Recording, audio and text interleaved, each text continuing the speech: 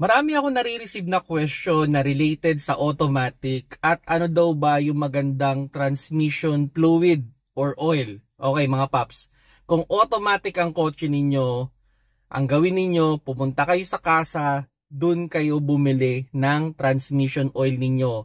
Kasi iba-ibang automatic transmission, may iba-ibang oil yan na ginagamit. Like for example, kung CVT yan, maraming klase ng CVT. Different brand, different model, pwedeng iba yung kanilang CVT fluid.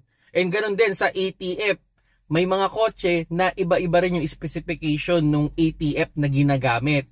Kaya ang pinaka-advice ko sa inyo mga paps, no, pag kailangan nyo nang magpalit ng transmission oil sa automatic, sa kasa na lang kayo bumili.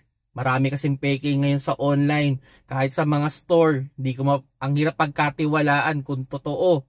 Kasi yun nga, pag yan ay mali ang nailagay ninyo, there's a big possibility na gagastos kayo ng malaki. Masisiraan kayo ng transmission at napakamahal magpagawa ng transmission.